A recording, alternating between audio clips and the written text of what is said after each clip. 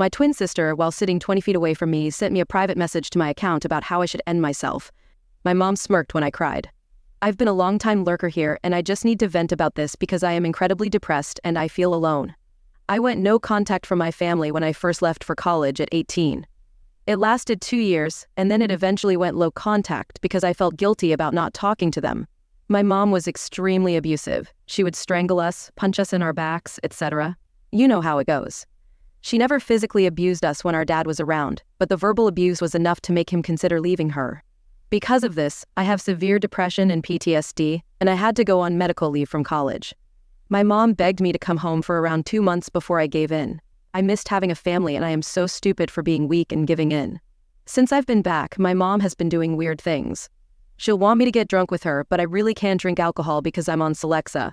When I refuse to drink, she'll give me the silent treatment for a few days. I'm always getting the silent treatment, and it hurts. Today, my mom asked me if I wanted to just live here and not go back to school. That made no sense. Why would I want to not complete my education? Also, I don't like the constant silent treatments, so I don't like being here. I told her that I'd rather go back to school.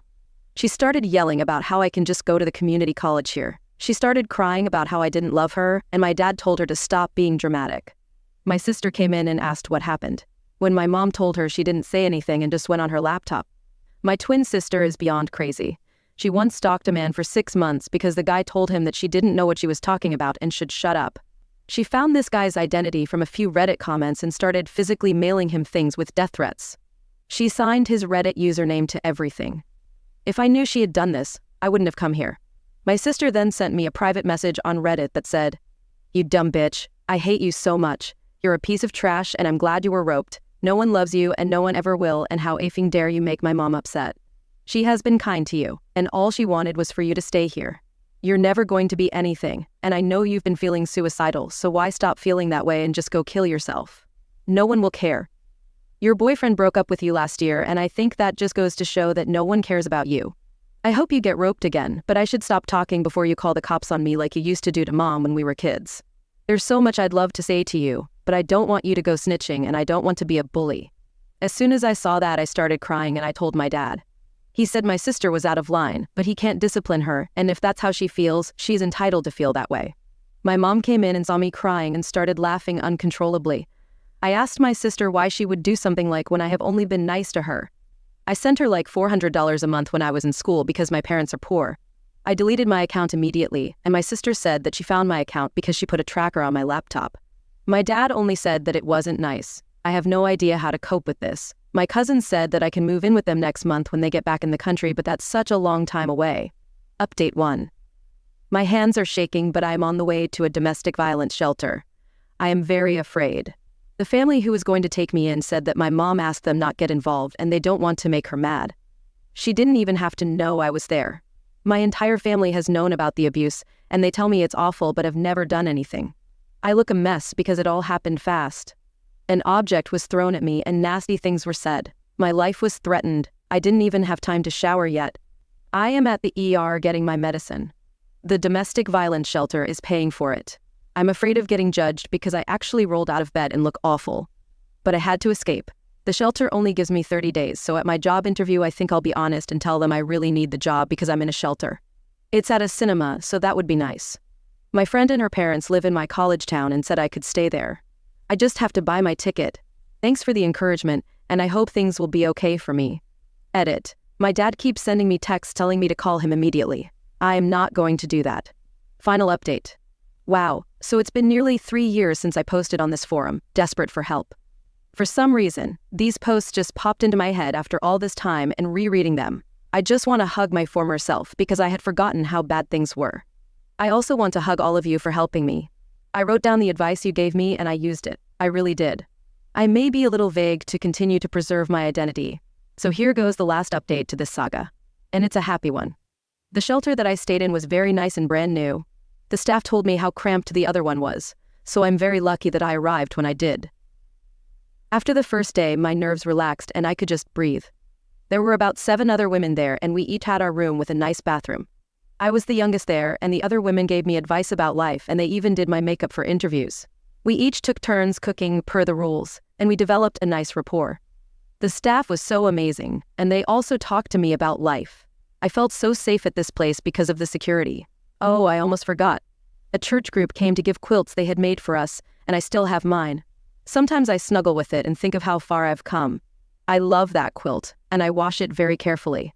We also had group and individual therapy, which really helped. I know every domestic violence shelter experience isn't like this, but please don't be afraid to just leave when things get bad. Family abuse counts as domestic violence.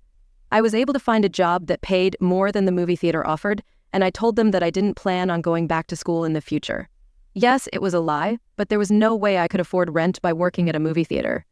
I decided to look for my own place, instead of just staying with the friend that offered, because I needed stability, and if things got bad, I didn't really have a support net and would have to start over. I had no reason to think things would go bad, but after leaving such a bad situation, I guess nothing felt secure for me.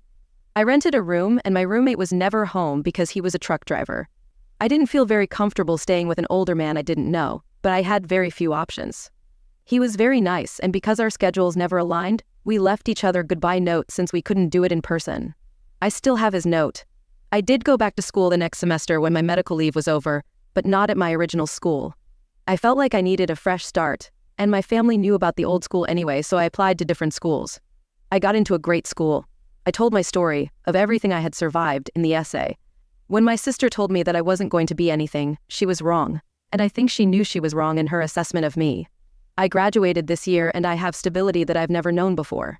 Although I'm a few years older than I wanted to be when I graduated, I realized that sort of thing doesn't even matter, and the medical leave was beneficial.